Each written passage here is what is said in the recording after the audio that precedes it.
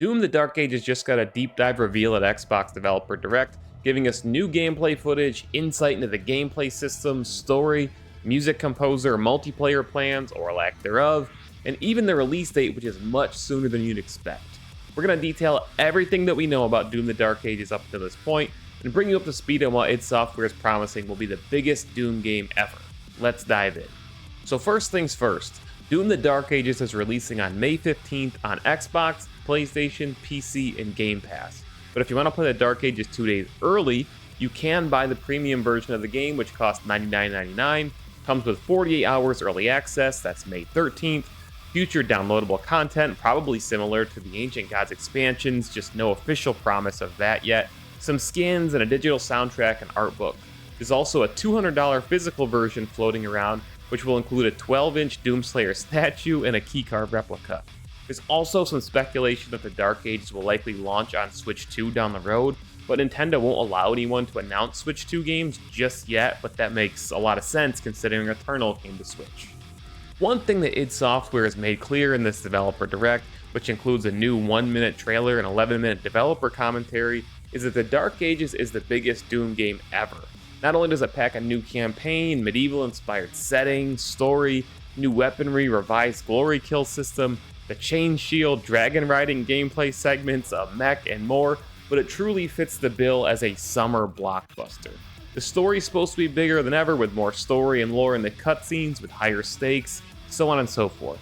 And let's not forget that the Dark Ages is a prequel to Doom 2016 and Doom Eternal, which will likely connect a lot of dots and points on the Doom timeline. More on that later. Like the chain shield itself suggests, the gameplay mantra of Doom the Dark Ages is stand and fight. Instead of the high-flying antics of Doom Eternal, in which the player was constantly jumping, boosting, sliding, and flying around while shooting, the Dark Ages will focus on boots on the ground, hard-hitting strength, and power fantasy. Many viewers have noted that the Dark Ages gameplay in a way feels akin to classic Doom, where the player had to strafe their way through environments while dodging fire and dishing out damage themselves. The Slayer, of course, will have an entirely new, but somewhat familiar and definitely Doom-like arsenal of weapons in the Dark Ages. In the gameplay that we've seen so far, we've seen the chain shield, which is obviously, if you haven't seen it, a shield with chainsaw teeth on the outside. He can throw it, everything. A mace, a medieval flail, shotgun, a skull-crushing gauntlet, plasma gun, a nail gun that impales enemies, and you know there's more out there waiting for us. It seems likely that the Crucible sword will also make a return at some point, and maybe a rudimentary version of the BFG is in order too. It would make a whole lot of sense for the Slayer to use the Crucible and leave it behind at some point in the exact place where you find it in Eternal, right? Either way, the weapons of the Dark Ages that have been shown so far look amazing, and I'm sure that there's a bunch more waiting for us to kill demons with. Then there's the Dragon and Mech segments. Hugo Martin confirmed that the Dragon Riding and Mech segments shown in the original The Dark Ages reveal are not just one-off segments or cutscenes. These are integral parts of the Doom the Dark Ages gameplay loop and will even be utilized in various boss fights. This is certainly going to make a lot of people happy, because as cool as it is, we certainly don't want to be limited to a 5-minute gameplay window during the campaign, something that reminded me of the space flight segment in Halo Reach, which was really cool, but it's really only a limited thing when players had asked for it for so long. Nope, the Dark Ages is giving us the dragon riding and the mech. Wheels off. The glory kill system returns, but has also been overhauled. id Software is now giving players more freedom and control over the executions, which should ultimately make them more engaging, as you'll be participating in the demon's demise on screen rather than just watching it. The Developer Direct also revealed a very intricate and customizable difficulty system, meaning that players will be able to control the speed of various aspects of the gameplay if they so choose. Doom Eternal received criticism from some players for its demanding gameplay mechanics and gameplay loop that it required the player to execute at certain levels. While many loved and embraced having to switch between weapons on the fly and react like crazy, some players couldn't master the gameplay loop and their experience suffered for it. If you're asking me, I would call them impatient babies, especially in a world where games like Dark Souls and Elden Ring are popular, but id has taken this to heart. If parrying attacks really isn't something that you can handle, it looks like you'll be able to adjust specific elements of the game to do this to be more forgiving. But only if you choose. And if you're watching this video, I know you're a badass and you're not going to do that. Then there's the music. We all know that Doom has an incredibly deep, loved, and respected history when it comes to the music of the franchise. From the original metal-inspired riffs of the classic Doom games of the 90s, to Mick Gordon, to Andrew Hulshult, to David Levi, Doom has always been associated with heavy, badass guitars and unforgivable music. I said unforgivable was just fitting, but I also meant unforgettable.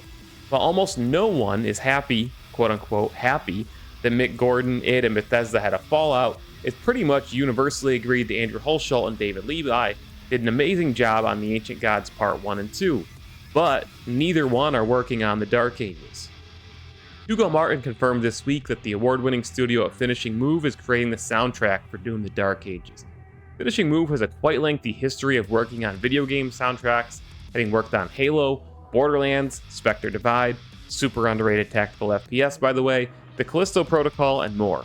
While I'm sure most of us would probably prefer that the Dark Ages sound was in the hands of a tried and true genius like Mick Gordon, Andrew Hulshult, or David Levi, all the music that I've heard from the Dark Ages so far, including that track in the original trailer, which I've listened to literally hundreds of times, sounds appropriately heavy, dark, epic, and badass.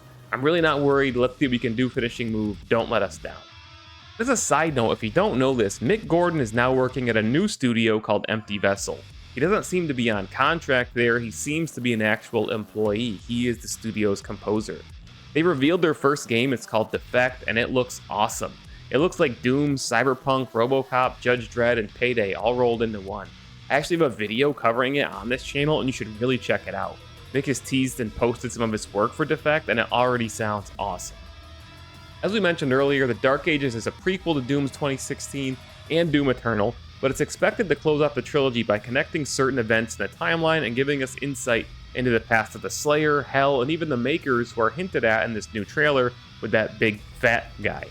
We see that the Betrayer plays a role in the game, so I'm expecting that we may actually see the betrayal of the Slayer by the Betrayer and the creation of the Icon of Sin. That's speculation. I also think it's highly likely that we'll see the Slayer end up in the sarcophagus where he wakes up in Doom 2016. Well, I'm sure there will be new surprises and new reveals along the way, especially since it is promising new levels of story and lore in the Dark Ages. I do think that in many ways this will close out the new trilogy of Doom games.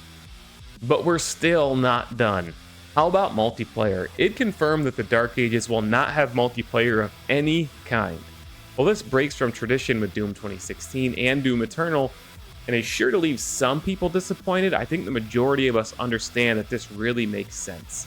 While Doom 2016's Deathmatch and Eternal's Battle Mode had their moments, the single-player content of Doom has always been the core that attracts players.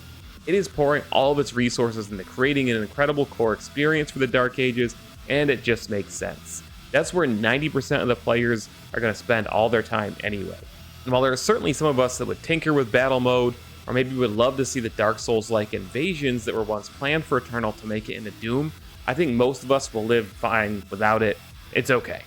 While not confirmed, I also think that it's very likely that the Dark Ages will feature a plethora of challenges, achievements, master levels, and more to keep us playing and engaged, trying new things, unlocking stuff like skins and cosmetics, just like Eternal had all those challenges and passes and events and so on. Wolfenstein Youngblood has the same thing. I think the Dark Ages will too. Before you go, if you're feeling the Doom the Dark Ages hype, don't forget there are several Doom-inspired flavors of G Fuel Energy that you can grab for 20% off using code MAYOR at checkout. That code works on any purchase at gfuel.com actually. And if you do use it, not only do you save money, but you actually support this channel and my content too. Now that's almost everything that we know about Doom the Dark Ages. I would say I don't know about you, but I think I do. I can't wait to dive into this new era of Doom, and I'm pretty sure that everyone out there is with me. The Dark Ages is going to be an entirely new Doom experience that feels like a unique reinvention of itself, but still very familiar. We've waited 5 years for this game, and it really looks like it hasn't wasted a second of time preparing a game that looks, plays, and sounds amazing. I know that I will absolutely be streaming it at twitch.tv/MayorReynolds when it releases, and probably for the rest of my life too.